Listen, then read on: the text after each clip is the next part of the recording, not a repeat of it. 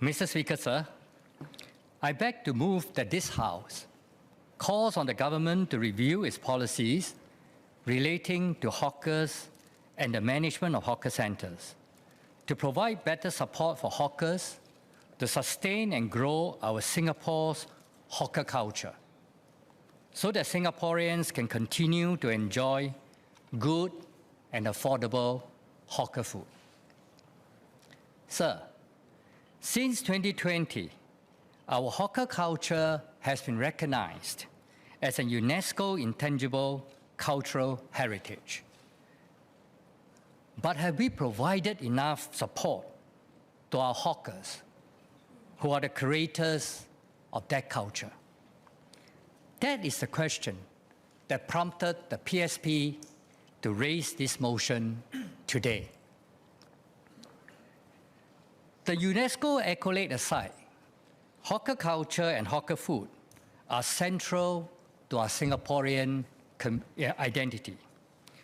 Hawker centres, coffee shops, and food courts are spaces for Singaporeans from all walks of life, rich or poor, regardless of race, language, or religion, to interact and enjoy delicious, affordable food. It is a true melting pot for all Singaporeans. It is one of the things that Singaporeans miss when they are overseas, myself included. While I was building my career overseas in the 90s, one of the things I missed most was a delicious bowl of laksa. In fact, I love laksa so much that I have started a laksa store in Tokyo in 2015 at the famous shopping district of Omotesando in central Tokyo. However, the hawkers who are behind the delicious local food that we enjoy have not been provided with sufficient support. A hawker's life is a tough one. Not enough is done to address the hardship of our hawkers, who are burdened with the need to provide cheap food to the public, high rent, harsh work environment, and arguably predatory management practices in the social enterprise hawker centres. We have a responsibility in this House to pass on our hawker culture to our future generations and to ensure that it not only survives, but flourishes long into the future. But our hawkers will need a lot of help and support at the national level to achieve this. We need to do more than putting up shows at the National Day Parade to celebrate our hawker food heritage. The government did not build any new hawker centres from 1986 until 2011. Since then, many Singaporeans, including those who know the hawker trade, have stepped forward to contribute good ideas to better support hawkers. However, besides the introduction of the social enterprise model, officially called the socially conscious enterprise hawker centre model, not much else has fundamentally changed about the way the government manages hawkers. Many other ideas relating to building up the human capital of the industry and providing further support to hawkers have not been implemented. I would like to acknowledge first the effort of those Singaporeans who have participated in the relevant discussions and research. I also seek their indulgence to use some of their ideas in the debate today. Personally, the hawker trade is close to my heart. My late father was a hawker in Chinatown, the sole breadwinner of our family. My sister is a wonton noodle hawker today. I'm deeply honored indeed to have the opportunity to speak up on this issue in this House today. The PSP hopes that our motion today will remind Singaporeans of the people behind the good and affordable food we enjoy every day. Some of these hawkers, advocates, and supporters are with us in the House today, in the Strangers Gallery, at my invitation. I would like to invite the whole House to join me in a round of applause to thank them for their hard work and their dedication to providing good food at affordable prices for Singaporeans.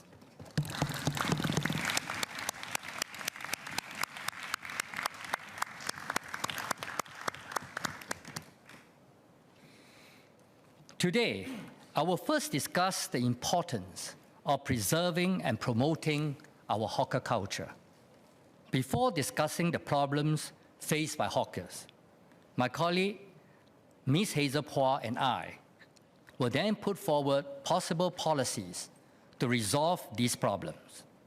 These policy recommendations are based on the belief that the success of our hawker culture is inextricably tied to the success of our hawkers.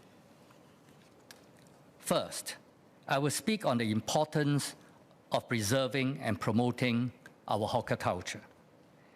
The PSP believes there are at least 4 major benefits. Firstly, hawker culture and hawker food is a rich heritage handed down by our ancestors that needs to be preserved and passed on to future generations of Singaporeans. The UNESCO recognition is an added reason for us to sustain this heritage. Secondly, affordable hawker food has provided Singaporeans a buffer against the high cost of living in Singapore. The convenience and affordability of eating out also allowed many families to earn dual incomes. With millions of meals served to Singaporeans every day, hawker centers are the people's kitchens. To maintain them, we have to first help our hawkers to survive and thrive.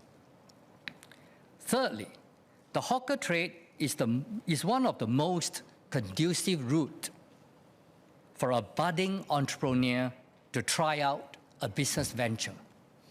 I lived in Japan for many years, so I know of many Japanese who talk about starting a cooked food business as a business or hobby or just a place to meet friends and people. I'm beginning to see this happening among some of our younger Singaporeans today, but their dreams are often hindered by the high entry cost to the hawker business. I'm confident that with lower rent and better working conditions, hawker centers can become incubators for our future food and beverage entrepreneurs. Last but not least, there are huge economic benefits if we promote our hawker food both domestically and internationally. As a parallel, Thai food has done very well globally. The number of Thai restaurants overseas tripled from about 5,000 in 2002 to 15,000 in 2024. But a large part of their success is due to strong government support, such as training chefs, providing loans, and conducting market research to advise chefs on how to appeal to foreign tastes. Thai dishes often rank among the top in global culinary surveys, overshadowing our local dishes. I've been very unhappy for a long time that chicken rice is recognized more as a Thai dish than a Singapore dish in Tokyo. There is no reason why Singapore hawker food cannot be as world-renowned as Thai food. The well-reviewed urban hawker in New York, curated by Mr. K.F. Sito, is an example of the success we can achieve if we do more as a nation to promote our hawker food overseas. We can extend our soft power by winning the hearts and minds of people all over the world through their stomachs. This is another example of how we can punch above our weight. However, despite all the significant cultural and economic benefits that hawker culture can bring us, it may wither in the future without policy adjustments to provide greater support to our hawkers. A serious examination of the problems faced by hawkers and new policies to address these problems are long overdue. The crux of the problem, arguably, is that the government expects hawkers to provide cheap food as a safety net amidst the very high cost of living environment in Singapore, yet at the same time, the government has created a high-cost environment for hawkers to operate in. PSP calls for a holistic and comprehensive review of the hawker trade by the government, which should cover all hawkers operating in the hawker centers, coffee shops, and food courts. We do not know how long more we can sustain our hawker culture because of the many challenges faced by hawkers. These challenges can be grouped into 4 areas. 1, hawker center management, which includes problems with the social enterprise hawker center model. 2, high rent and other operating costs. 3, harsh working conditions, leading to shortage of manpower and successors. And 4, the expectation to provide cheap food, which is partly encouraged by the government. I will start by discussing the first problem of hawker center management. There are more than 120 hawker centers in Singapore today. Out of these, 12 are managed by private operators under the social enterprise model as of 31st December 2023. Since the introduction of the social enterprise model in 2012, we have seen multiple conflicts between hawkers and social enterprise operators because of high cost and onerous contractual conditions compared to the NEA-operated hawker centers. For example, in 2018, the hawkers of the Jurong West Hawker Centre filed a petition against a 20-cent tray return surcharge imposed by hawker management, a social enterprise operator and subsidiary of the Koufu Group. It was also reported publicly in June 2024 that the hawkers of Bukit Canberra Hawker Centre tried to lower cost by asking the operator to let them use a cheaper gas provider, but they were denied. Based on replies to my past PQs, we know that the median rent at social enterprise hawker centers is about 5% higher than the median rent at NEA-operated hawker centers. However, auxiliary costs at the social enterprise hawker centers, such as table cleaning fees, dishwashing fees, SNCC fees, and pest control fees, can add up to as much as the rent itself. Hawkers in social enterprise hawker centers also face many hidden costs. For example, they must bear the cost of offering loyalty discounts, budget meals, and subscriptions to food delivery platforms.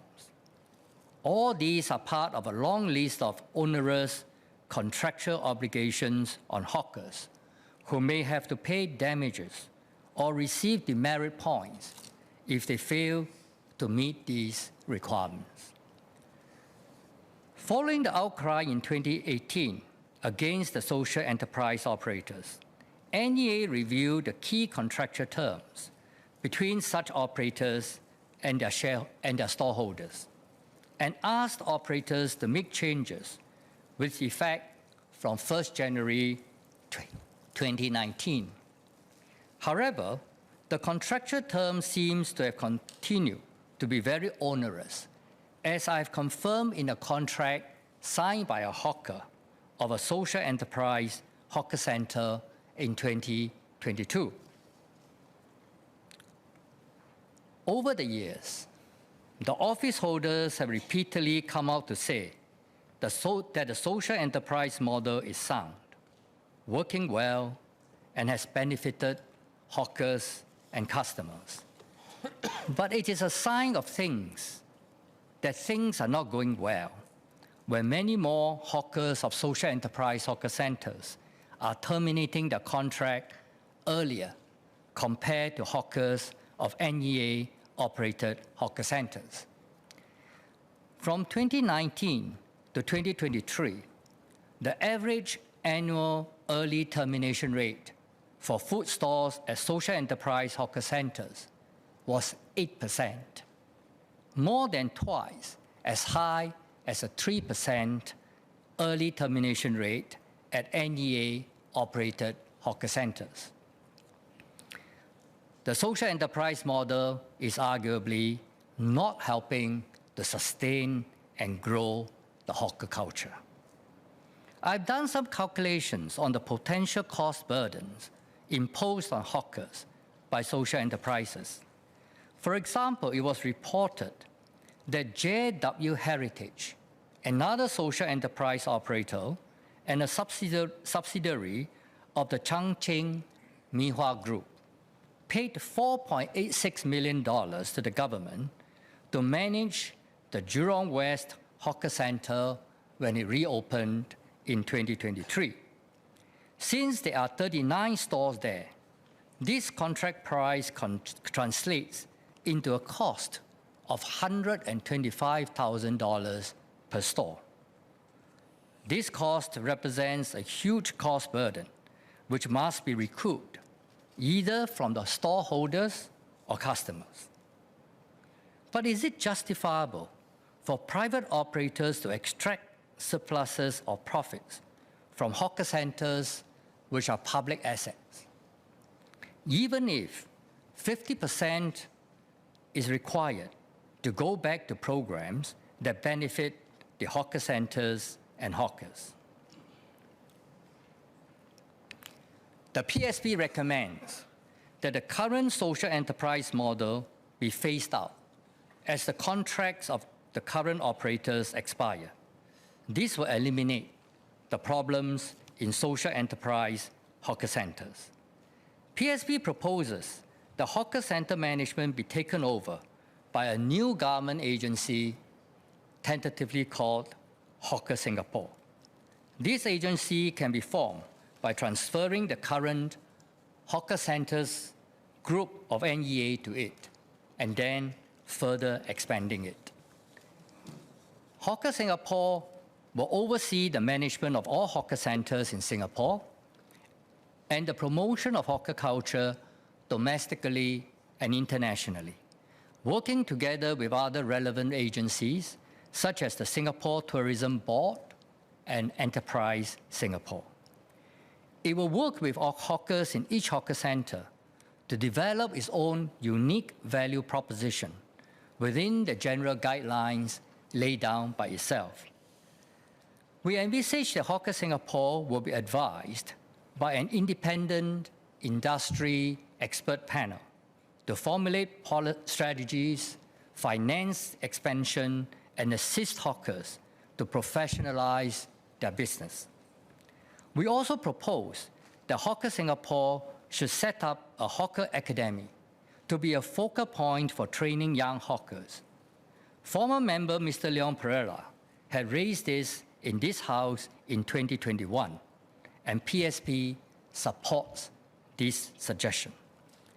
A hawker academy will provide training and succession planning for hawkers, set standards for the hawker trade, and help to preserve a selection of heritage foods that are important to our different communities.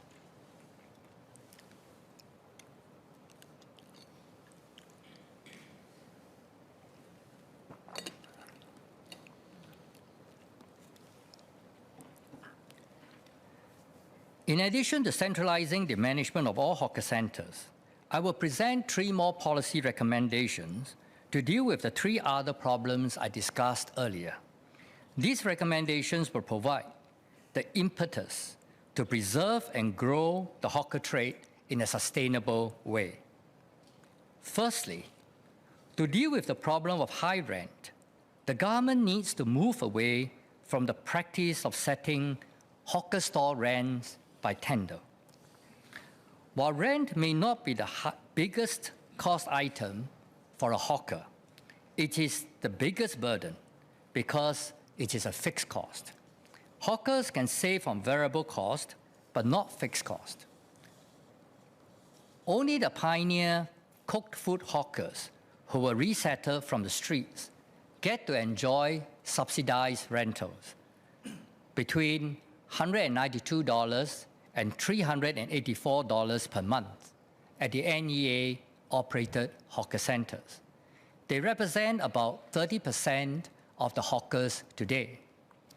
The non-subsidized stores, which account for 70% of the hawkers, must pay market rent, determined via the tender system, where stores are rented out to the highest bidder. In 2023, the median monthly rent for non-subsidized stores at NEA-operated hawker centres was $1,625 per month, but bids frequently exceeded that, especially for stores in better locations with higher footfall. One successful tender recently exceeded $10,000 per month. While allowing bids to hit new records through the tender system, the government also reduces a tendered rent to an assessed market rent when the hawker renews his contract after the initial 3-year period. In other words, from the 4th year onwards, the $10,000 bidder will pay a much lower rent on the same store.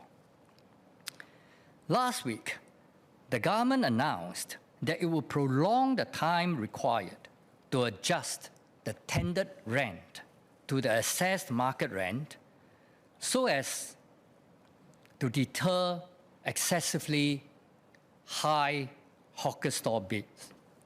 This latest change shows that the government is aware of the problems of the current system.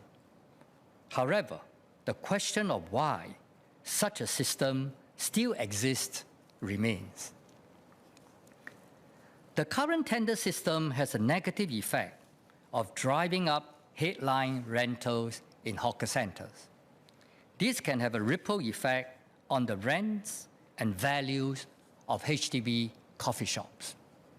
Several HDB coffee shops have been transacted at multi-million dollars in recent years, bought by large business groups.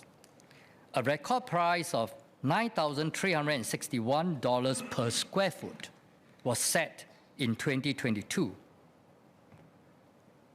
by the Zhangjiang Mihua Group when it bought a Yisun coffee shop for $40 million. Such high market prices for coffee shops have been a major cause of the rising cooked food prices and cost of living in Singapore.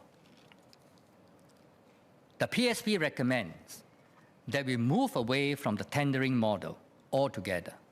Instead, we propose a more flexible rent model with the aim of lowering rent and curbing excessive speculation in coffee shops. Under this rent model, all hawker stores will be charged a monthly base rent of $500 or 3% of gross turnover whichever is higher. Stalls will be allocated by a random ballot within each food category, curated by Hawker Singapore, under the advice of the Independent Industry Panel. Currently, NEA has 5 categories of stalls: cooked food, halal cooked food, Indian cuisine, drinks, and cut fruits. We suggest adding a 6th category, namely heritage foods, to ensure that as many traditional foods unique to the different races in Singapore as possible are preserved. For example, it would be nice to see a revival of Eurasian food in our hawker centres. Later, my colleague Ms. Hazel will present a possible model for curating hawker stalls. PSP's proposed rental model is skewed to support smaller hawkers with lower rentals. It will lower the barriers of entry for new hawkers and thus enhance the sustainability of our hawker culture. At the same time, it will not price out hawkers who are successful in growing their business. Secondly, we need to adjust the manpower policies for hawkers to deal with the problem of manpower shortage and the lack of successors. The hawker trade is physically demanding, taxing on their health, and even dangerous, especially for elderly hawkers. Hawkers must deal with long working hours. For example, to serve the breakfast crowd at 6 or 7 a.m., the hawkers must wake up at 1 or 2 a.m. Floors in hawker stores are slippery or oily, and hawkers must work around hot oil, knives, and choppers. There have been many accidents involving hawkers.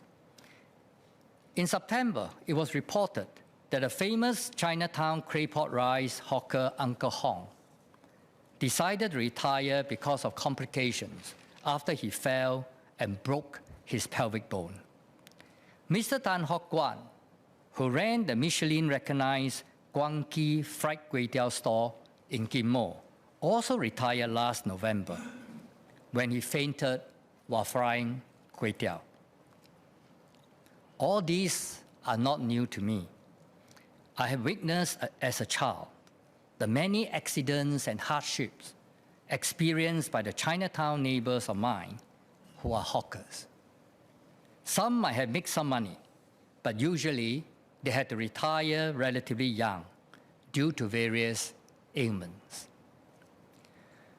For hawkers, additional manpower can help to reduce their workload and prolong their working life.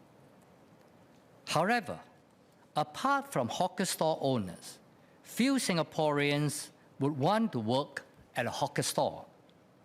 In this case, a work permit holder will complement our current hawkers without threatening the job security of Singaporeans. Therefore, PSP recommends that each cooked food hawker store, including drinks and cut fruit stores, should be allowed to employ one work permit holder as a store assistant. This is not completely new policy because the government already allows companies operating coffee shops and food courts to hire work permit holders. PSP also believes that the recent move by the government to allow hawkers to employ long-term visitor pass holders as store assistants will not be adequate to address the manpower problems of the hawker. It is difficult to understand why coffee shop and food court operators are allowed to employ work permit holders, but individual hawkers are not. Our policy proposal will not undermine the Singaporean character of our hawker centres because only one work permit holder is allowed per store. On the other hand, our proposal will reduce the workload of senior hawkers and allow them to continue their trade for a longer time, while we encourage our younger Singaporeans and second-generation hawkers to enter the hawker trade with our new rent structure and training at the new Hawker Academy. This provides more assurance that our hawker culture remains sustainable. Thirdly, to keep hawker food affordable in the immediate future, the government should provide targeted discounts for needy groups and adjust the budget meal policies that have emerged in recent years. The government has introduced the budget meal initiative, possibly to insulate Singaporeans from rising costs in other areas like housing, COEs, and healthcare. Social enterprise hawker centres and some HDB coffee shops already contractually force storeholders to sell budget meals, usually at $3 or $3.50. By 2026, all stores in rental HDB coffee shops will be required to sell these budget meals. The problem is, all these budget meals are paid by the hawkers. Hawkers in social enterprise hawker centres are also forced to provide discounts at their expense to Pioneer, Merdeka, and Chas cardholders. I do not believe that there is any other industry where we contractually force suppliers to sell items below a certain price. When HDB rents out shop spaces for supermarkets in the new estates, for example, HDB does not contractually force the supermarket operator to sell some budget food items below market prices. So why do we require this of our hawkers? Every cent earned by the hawkers is hard-earned money. Half of the storeholders in the hawker centres are lower-income Singaporeans who received the workfare income supplement in 2020.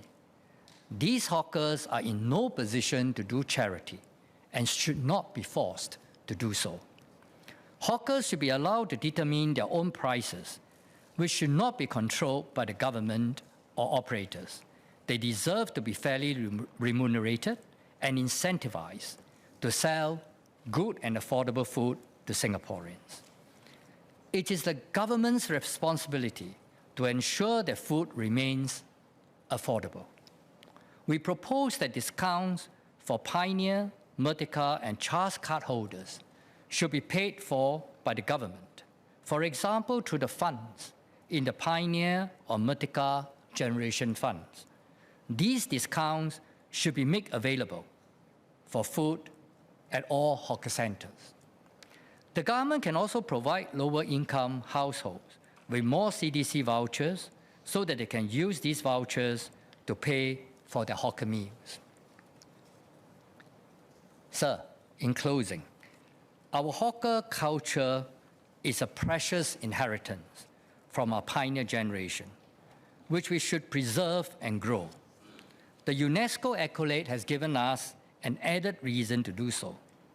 However, high operating costs and harsh working environment have deterred younger Singaporeans from entering the hawker trade, while existing hawkers are aging and retiring.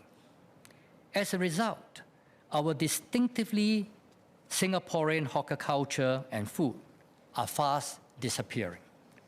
The government's policies responses to these problems so far are too little and too late. I've shared 4 policy changes to improve the prospects and livelihoods of our hawkers so that they are motivated to professionalize, innovate, and sustain our hawker culture. Firstly, PSP recommends that the social enterprise hawker centre be phased out and the management of hawkers centralised under a new government agency called Hawker Singapore. We have also proposed a new rent model which will charge lower rent and is intended to have ripple effects on rents in coffee shops and food courts.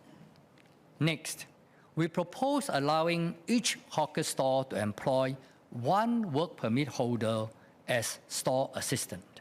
Finally, instead of forcing hawkers to provide budget meals at their own expense, the government should pay for targeted food discounts for Pioneer, Merdeka, and Charles card holders at all hawker centres and provide lower-income households with more CDC vouchers.